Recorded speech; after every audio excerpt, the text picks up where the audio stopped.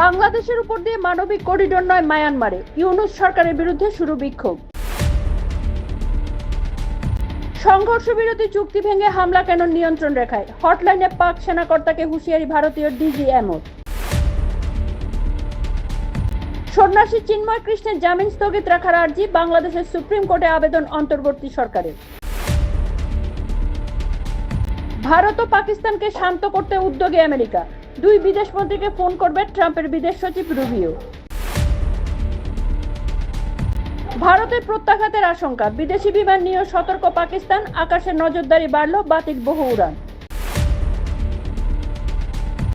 ফেলে দেওয়া লক্ষ লক্ষ ক্যান, বোতল বিক্রি করে 40 লক্ষ টাকার আস্ত বাড়ি কিনলেন অস্ট্রেলীয় কাগজ কুড়োনো। আফগানিস্তান সীমান্তে তালিবানের প্রত্যাঘাত, ঝটিকা হামলায় নিহত হলেন 3 পাকিস্তানি কমান্ডো। সুড়ঙ্গ সন্ত্রাসবাদে রক্তাক্ত কাশ্মীর, বাহিনীর নাকের নিচে জঙ্গি ঢোকাতে ভূগর্ভস্থ রাস্তায় ভরসা রাখছে পাকিস্তান।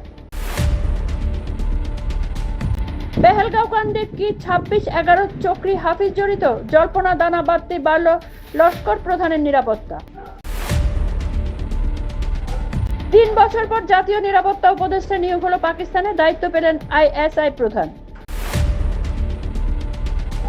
বয়স লুকিয়ে ছাত্রীদের সঙ্গে প্রেম খেলা, ভয় দেখিয়ে গর্ভপাত, অধ্যাপকের কুকীর্তি ফাঁস বেনামি চিঠিতে।